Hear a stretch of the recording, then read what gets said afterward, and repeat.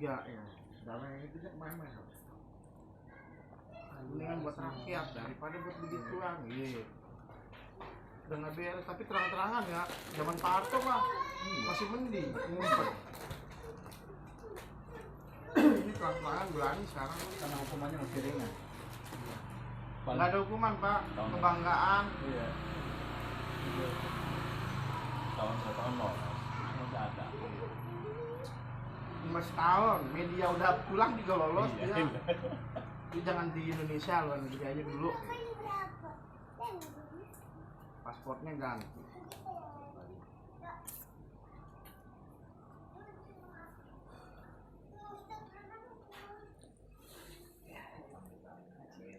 Aduh, Kecil jadi gede guys. ngaji sambil kekenyangan gini.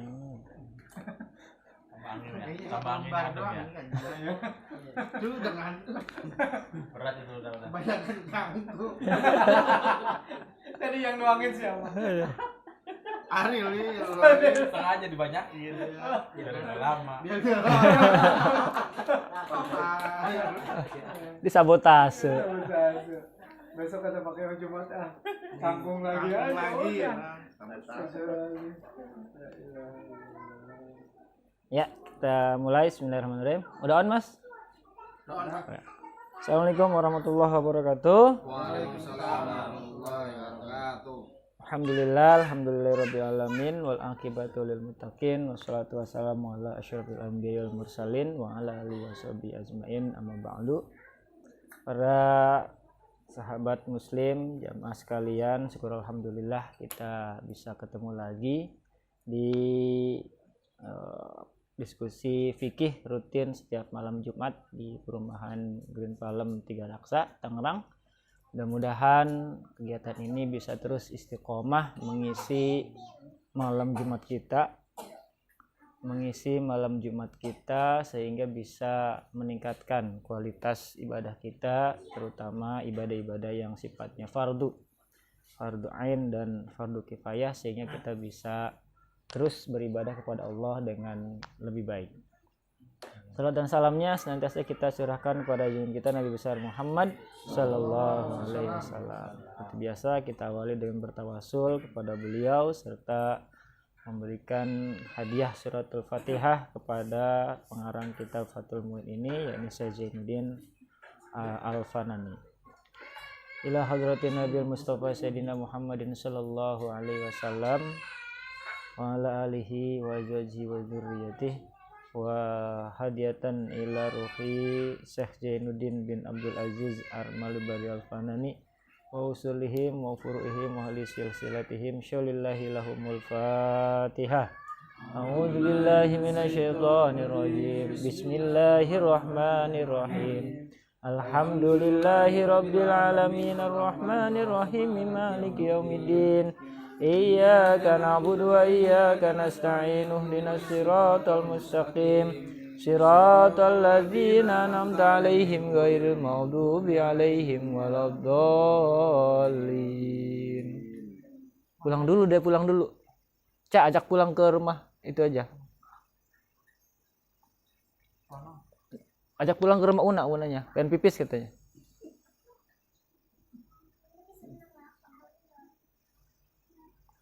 Bismillahirrahmanirrahim. Wa binutqi amdan, yang membatalkan sholat yang keempat yaitu nutqi amdan walau bi ikrahin. Punya lagi ngaji dulu. Bentar lagi. Dede emang pengen pipis. Bentar lagi ngajinya belum selesai, baru mulai. Dia kan bisa sendiri, dia kan anak hebat. Sana sendiri, pintar. Sana. Minta tolong sama Caca. Cak, anterin dulu dong aku gitu. Cari apa sih? Berani kan? Energen, nggak ada energi, itu mau kopi. Jadi sekarang Bapak-Bapak sekalian, kita mau membahas pembatalan atau hal yang membatalkan sholat yang keempat setelah Jumat lalu.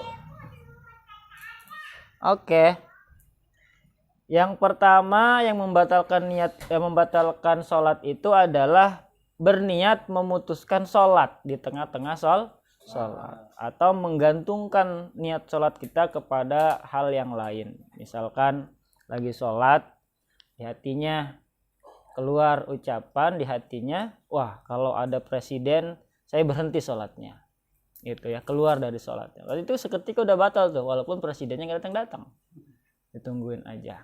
Gitu ya. Yang nomor 2, ragu-ragu apakah sholatnya dilanjut atau di stop. Itu juga selama ragu-ragu itu membatalkan sholat. Maka daripada ragu-ragu sebaiknya diteguhkan aja niatnya. Karena sholat itu wajib meneguhkan niat.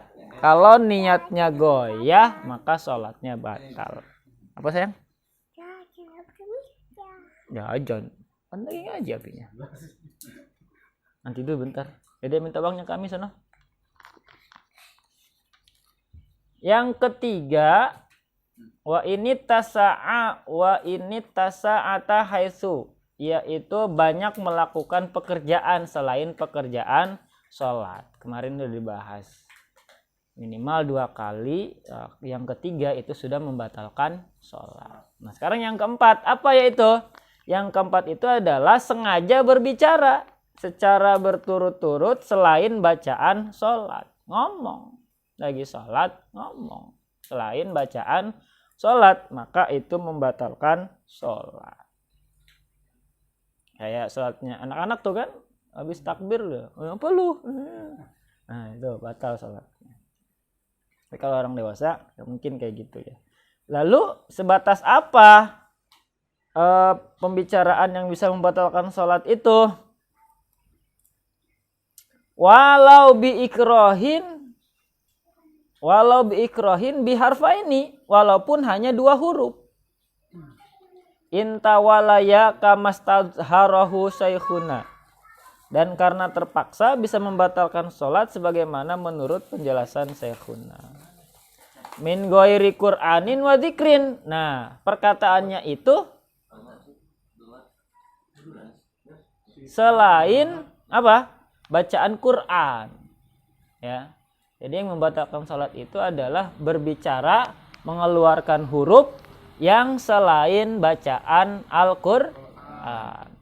Atau zikir, bukan zikir juga. Jadi bacaan Quran bukan, zikir juga bukan.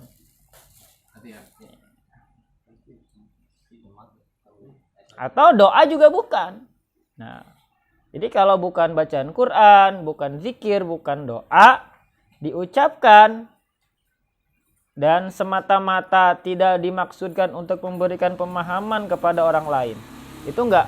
Jadi kalau bacaan Quran, zikir, doa itu enggak membatalkan tuh.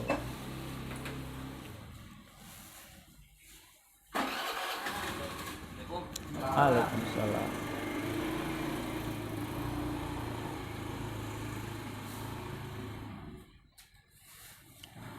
Dan bacaannya itu ya, bacaan-bacaan Quran tadi, zikir dan doanya itu tidak semata-mata dimaksudkan untuk memberikan pemahaman kepada orang lain.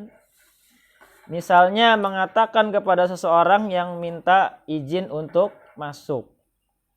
Misalkan kita lagi sholat, ya, ada orang assalamualaikum atau minta izin buat masuk gitu kan.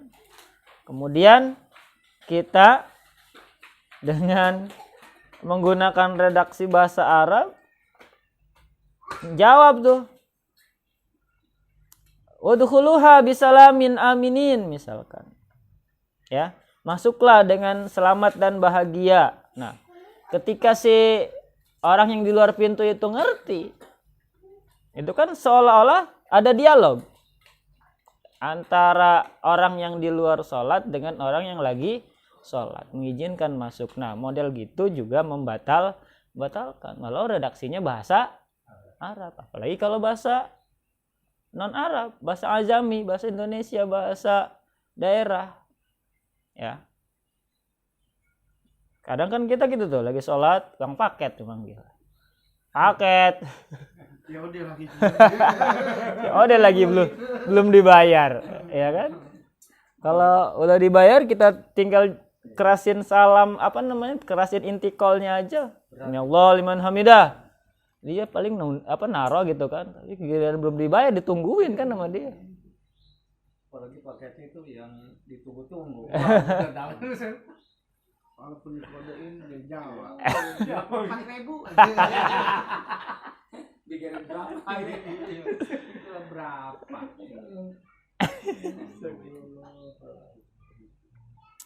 Batal tuh salatnya kalau sengaja berbicara ya. Bagaimana sabda Rasulullah sallallahu alaihi wasallam? Inna hadhihi shalah la yasluhu fiha syai'un min kalamin nas. Sungguhnya ketika sholat itu tidak layak suatu apapun dari perkataan manusia. Maka selain bacaan-bacaan sholat yang menjawab perkataan manusia itu tidak atau membatalkan sholat. Fa'in qasodal qira'ata awi dzikra wahdahu aw ma'atan bihi lam tabtul. Apabila ia bermaksud membaca ayat Al-Quran atau zikir atau memberitahu saja, maka tidak batal sholatnya. Seperti membaca ayat tadi. Di sini mengucapkan semata-mata tidak dimaksudkan untuk memberikan pemahaman kepada orang lain. Jadi kalau bacaannya bacaan Quran, niatnya membaca Quran, baca zikir, itu nggak ngebatalin tuh, ya. Demikian pula aw ma'atan bihim lam tabtul. Wa kadza in atlaqa ala maqalahu jam'un mutaqaddimun lakinil ladzi fi tahqiqi wa daqaiqi al butlanu wa huwal mu'tamad. Demikian pula jika diucapkan secara mutlak tidak bermaksud akan mengerjakan sesuatu. Tulisannya tutup. Jadi udah pipis belum sih sebenarnya? Ya udah pipis dulu sana lah. Ya bentar dong api juga. Habis ini udahan. Yuk. Duduk dulu. Oke, jadi simpulannya pembatalan sholat yang nomor 4 adalah sengaja berbicara selain bacaan sholat. Selain apa sayang? Mau apa? Semangka. Semangka. Yang mana tunjuk? Ambil sana. Ini. Mas sana. Ini. Kacang. Ini kacang ada di depan. Sana samperin amprasnya. Apa itu? Waci itu mah apa?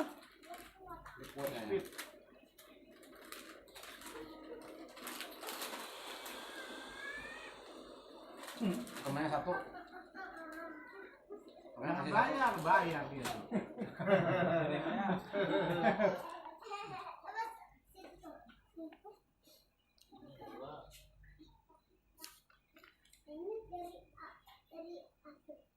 Nah. Watabtulu biharfaini, sholat batal ketika berbicara 2 huruf. Tuh, 2 huruf aja ngebatalin. Walau dhahara fi tanah nuhin, meskipun terucap bersamaan ketika mendehem, bukan karena uzur. Ada tuh 2 huruf ha dan mim. Walaupun sambil dehem tuh. Dehemnya nggak ada uzur, artinya dehemnya disengaja dimainin, ya kayak anak-anak lah persis di masjid itu kan lagi sholat, itu kan, apalagi tak tok. Emang contoh udah banyak di sana. Ya, walaupun sengaja disaruin sama dia 2 hurufnya itu pakai dehem, pakai batuk. Itu tetap membatalkan kalau nggak ada uzur. Uzur itu misalkan tenggorokannya baik-baik aja, bukan karena gatel atau karena ada dahak yang nyumbat gitu kan, itu batal. Legoiri ta'adzur, qiraatin wajibatin kafatihatin wa misluha kullu wajibin qauliyin. Dalam bacaan wajib misalnya ketika membaca Fatihah, termasuk baca Fatihah diselingi dengan 2 huruf yang bukan bagian dari bacaan Fatihah, ya, dengan sengaja tanpa uzur, maka sholatnya batal. Termasuk juga seperti masalah membaca Fatihah, yaitu semua bacaan wajib misalnya tasyahud akhir, berlaku juga dalam bacaan yang wajib lainnya. Kan ada rukun qauliyah, yaitu diantaranya Fatihah dan tahiyat akhir. Membaca sholawat kepada Nabi di tahiyat akhir itu juga hukumnya kan rukun qauliyah. Maka kalau diselingi dengan huruf-huruf yang bukan bagian daripada bacaan-bacaan itu dengan sengaja tanpa udzur, maka sholatnya batal. Tapi kalau ada uzurnya gimana? Lagi sholat, gatal tenggorokannya, kemudian dehem, dan di dehem itu ada huruf yang orang tuh paham. Apa contohnya? Atau hah gitu kan? Lagi sholat. Nah, itu kan keluar huruf tuh ketika dari mulut, ya. Tapi kalau karena udzur, di sini fala tabtulu bizuhuri rahfaini fi tanhunin bita'adzuri ruknin qauliyin. Salat tidak batal karena terucap 2 huruf yang bersamaan dengan mendehem yang terjadi karena uzur dalam bacaan rukun qauli.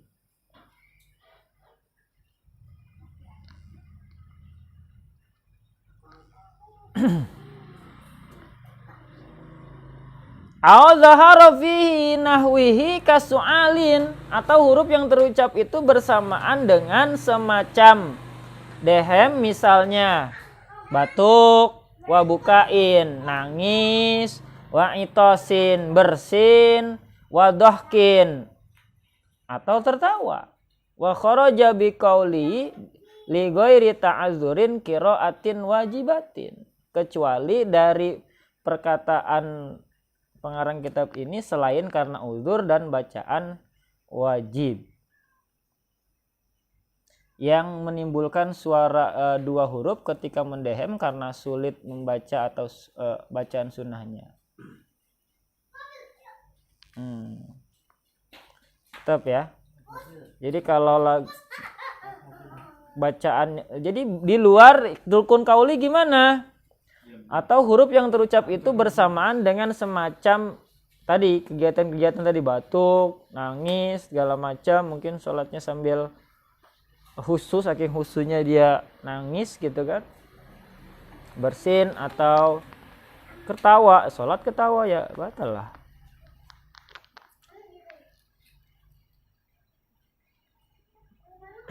Kalau ketawa nggak sengaja gimana? Emang ada? Kayak kan biasanya kalau kunut ada yang udah langsung ngumpul. Jadi kita ngeliatnya ketawa gitu. Sembuh itu. Iya, sembuh. Atau kayak sholat id. Iya kan? Ya. Allah Akbar. Iya. Sholatnya jauh belakang kan, nggak kelihatan imam kan. Allahu Akbar, kirain ruku sujud ternyata masih takbir aja kan. Diketawain. Ya tetap walaupun refleks batal.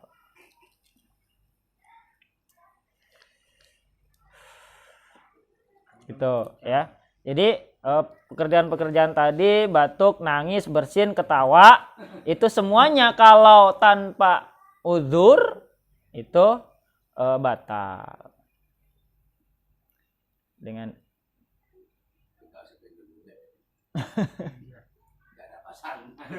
iyalah yang menimbulkan suara 2 huruf ketika mendehem karena sulit membaca bacaan sunnah, misalnya membaca surat, doa kunut dan Fatihah dengan bacaan jahar, maka sholatnya batal. Sebab pekerjaan itu tidak boleh mengalahkan yang wajib. Oke. Lalu kata Imam Jarkasi, wa bahasa Jarkasiyu jawaza tanah nuhin lisoimi li ikhroji nukhomatin. Imam Jarkasi telah membahas bahwa dehem itu diperbolehkan bagi orang yang berpuasa untuk mengeluarkan dahak yang dapat membatalkan puasanya kalau ditelen. Kita lagi puasa, sholat, gitu kan? Ada dahak nih, ya di apa namanya di tenggorokan kita, itu boleh didehemin. Walaupun lagi nggak puasa pun nggak apa-apa, boleh didehemin selama tadi ada uzurnya itu tadi dahak yang menyumbat tenggorokan itu boleh. Karena kalau ditelan, ya puasanya batal, kayak seperti itu, ya.